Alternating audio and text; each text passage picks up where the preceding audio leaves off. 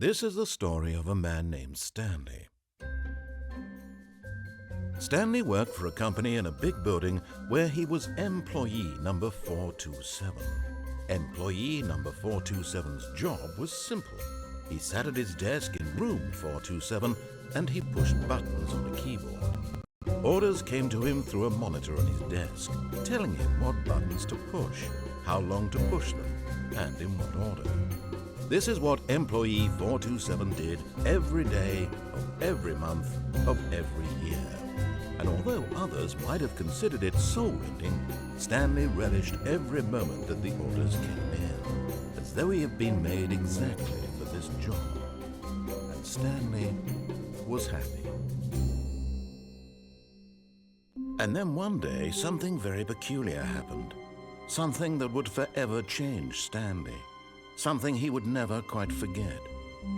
He had been at his desk for nearly an hour when he realized that not one single order had arrived on the monitor for him to follow.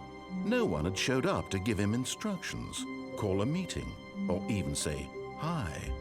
Never in all his years at the company had this happened, this complete isolation. Something was very clearly wrong. Shocked, frozen solid, Stanley found himself unable to move for the longest time. But as he came to his wits and regained his senses, he got up from his desk and stepped out of his office.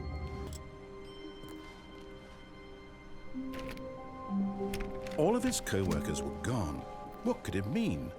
Stanley decided to go to the meeting room. Perhaps he had simply missed a memo.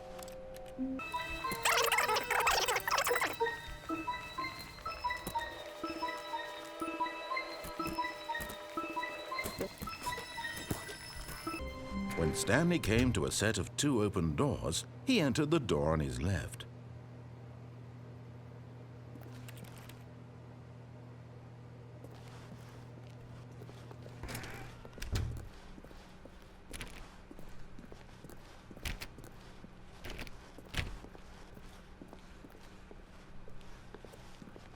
Yet there was not a single person here either. Feeling a wave of disbelief, Stanley decided to go up to his boss's office, hoping he might find an answer there.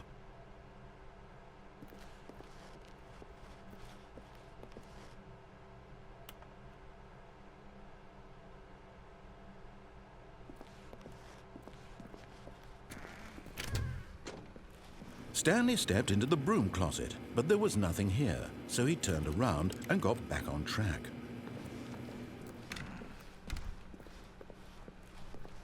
Coming to a staircase, Stanley walked upstairs to his boss's office.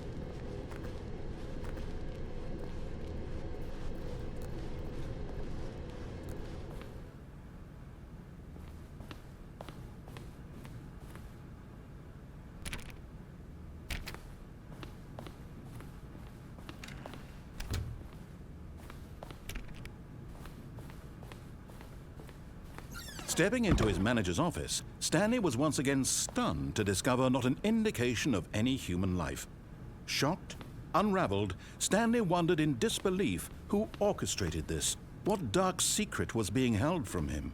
What he could not have known was that the keypad behind the boss's desk guarded the terrible truth that his boss had been keeping from him. And so the boss had assigned it an extra secret PIN number, 2845. But of course, Stanley couldn't possibly have known this. Yet incredibly, by simply pushing random buttons on the keypad, Stanley happened to input the correct code by sheer luck. Amazing. He stepped into the newly opened passageway.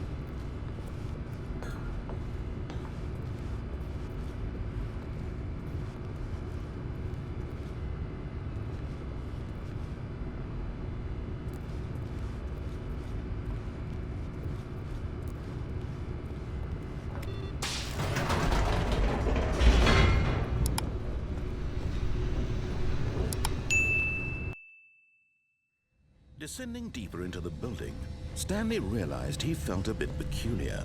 It was a stirring of emotion in his chest, as though he felt more free to think for himself, to question the nature of his job. Why did he feel this now? when for years it had never occurred to him? This question would not go unanswered for long.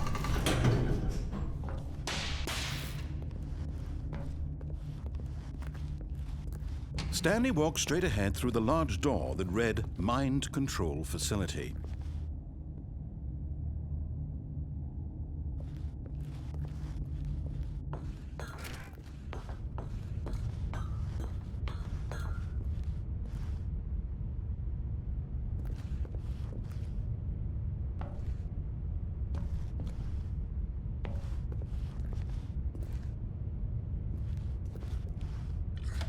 The lights rose on an enormous room packed with television screens. What horrible secret did this place hold? Stanley thought to himself. Did he have the strength to find out?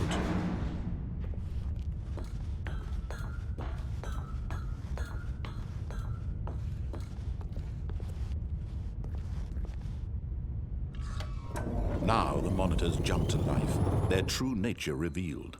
Each bore the number of an employee in the building, Stanley's co-workers.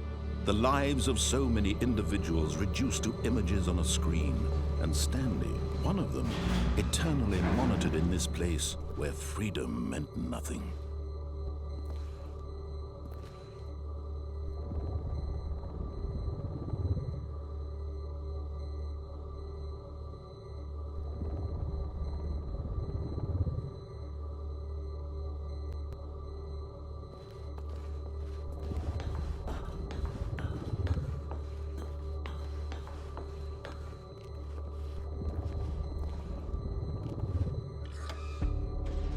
This mind control facility, it was too horrible to believe. It couldn't be true.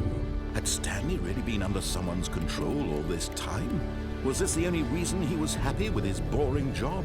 That his emotions had been manipulated to accept it blindly? No, he refused to believe it. He couldn't accept it. His own life in someone else's control? Never! It was unthinkable. Wasn't it? Was it even possible? Had he truly spent his entire life utterly blind to the world? But here was the proof. The heart of the operation. Controls labeled with emotions. Happy, or sad, or content. Walking, eating, working. All of it monitored and commanded from this very place. And as the cold reality of his past began to sink in, Stanley decided that this machinery would never again exert its terrible power over another human life. For he would dismantle the controls once and for all.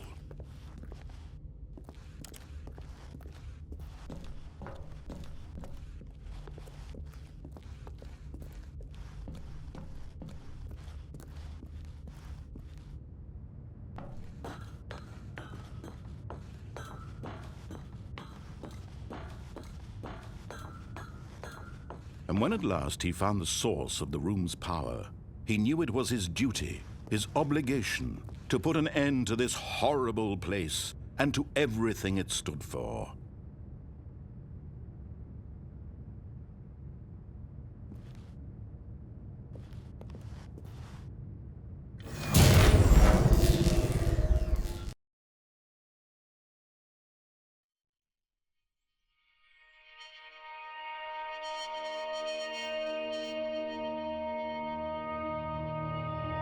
Blackness, and a rising chill of uncertainty. Was it over?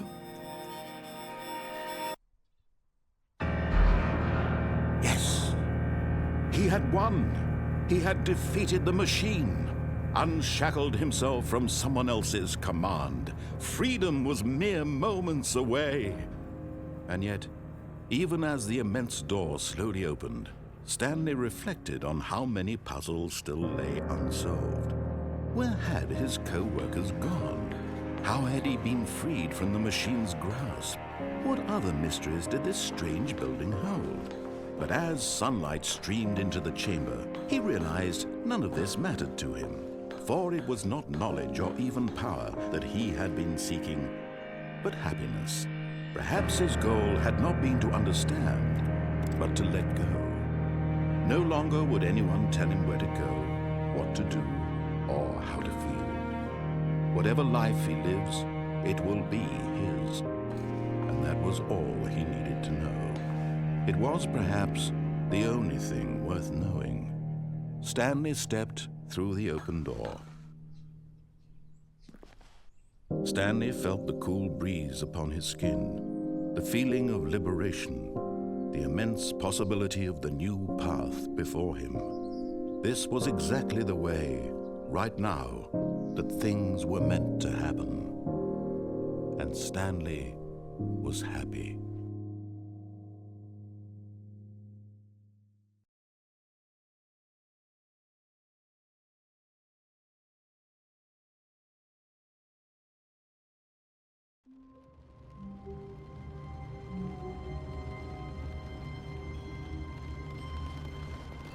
Stanley decided to go to the meeting room to check on his co-workers. He never functioned well by himself and constantly needed support and guidance from others, so the thought of total solitude was terrifying to him. When Stanley came to a set of 2 open doors, he entered the door. This was not the correct way to the meeting room, and Stanley knew it perfectly well. Perhaps he wanted to stop by the employee lounge first, just to admire it.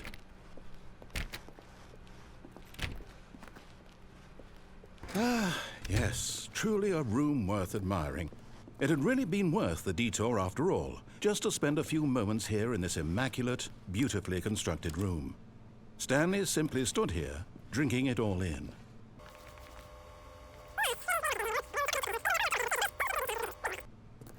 But eager to get back to business, Stanley took the first open door on his left.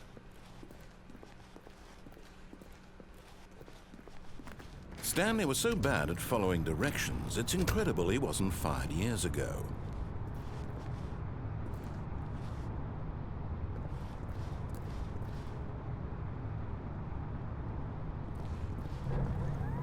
Look, Stanley, I think perhaps we've gotten off on the wrong foot here.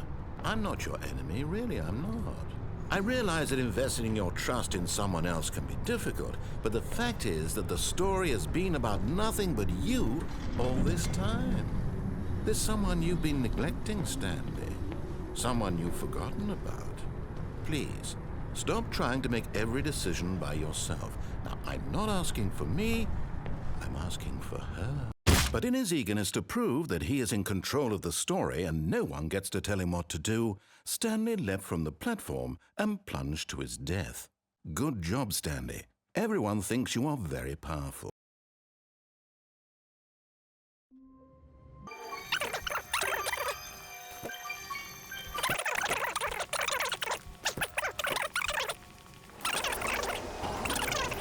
Investing your trust in someone else can be difficult, but the fact... This is it, Stanley. Your chance to redeem yourself, to put your work aside, to let her back into your life. She's been waiting.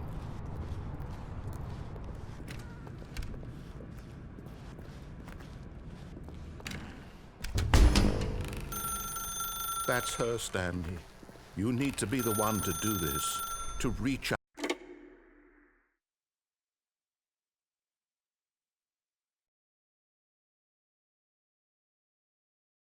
Oh, Stanley, is that you? Hold on, sweetie. Sorry to keep you waiting. I'm just pulling the bread out of the oven. All right. Okay, there we go. All right, now, I want you to come in and tell me all about your day. Gotcha! Oh, come on. Did you actually think you had a loving wife who'd want to commit their life to you? I'm trying to make a point here, Stanley. I'm trying to get you to see something.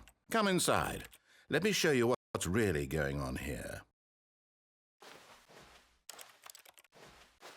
Sorry, but you're in my story now.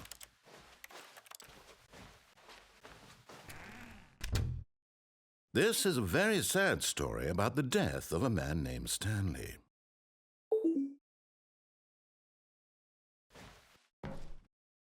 Stanley is quite a boring fellow. He has a job that demands nothing of him, and every button that he pushes is a reminder of the inconsequential nature of his existence. Look at him there, pushing buttons, doing exactly what he's told to do. Now he's pushing a button. Now he's eating lunch. Now he's going home. Now he's coming back to work. One might even feel sorry for him, except that he's chosen this life. But in his mind, he can go on fantastic adventures. From behind his desk, Stanley dreamed of wild expeditions into the unknown, fantastic discoveries of new lands. It was wonderful, and each day that he returned to work was a reminder that none of it would ever happen to him. And so he began to fantasize about his own job. First, he imagined that one day while at work, he stepped up from his desk to realize that all of his co-workers, his boss, everyone in the building had suddenly vanished off the face of the earth. The thought excited him terribly. So he went further. He imagined that he came to 2 open doors and that he could go through either. At last, choice. It barely even mattered what lay behind each door. The mere thought that his decisions would mean something was almost too wonderful to behold. As he wandered through this fantasy world, he began to fill it with many possible paths and destinations. Down one path lay an enormous round room with monitors and mind controls. And down another was a yellow line that weaved in many directions. And down another was a game with a baby. And he called it the Stanley Parable. It was such a wonderful fantasy, and so in his head he relived it again, and then again, and again, over and over, wishing beyond hope that it would never end, that he might always feel this free. Surely there's an answer down some new path, mustn't there be? Perhaps if he played just one more time. But there is no answer. How could there possibly be? In reality, all he's doing is pushing the same buttons he always has. Nothing has changed. The longer he spends here, the more invested he gets, the more he forgets which life is the real one. And I'm trying to tell him this, that in this world he can never be anything but an observer, that as long as he remains here, he's slowly killing himself. But he won't listen to me. He won't stop. Here, watch this. Stanley, the next time the screen asks you to push a button, do not do it. You see? Can he just not hear me? How can I tell him in a way that he'll understand that every second he remains here, he's electing to kill himself? How can I get him to see what I see? How can I make him look at himself? I suppose I can't, not in the way I want him to. But I don't make the rules. I simply play to my intended purpose, the same as Stanley. We're not so different, I suppose. I'll try once more to convey all this to him. I'm compelled to. I must. Perhaps, well, maybe this time he'll see. Maybe this time. And I tried again, and Stanley pushed a button.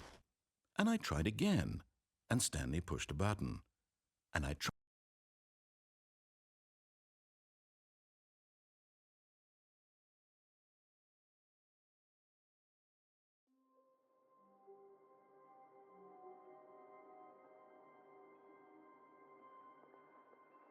Even now, Stanley's office was a distant memory.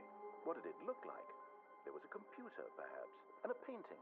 Was it a painting or a photo? He could no longer recall.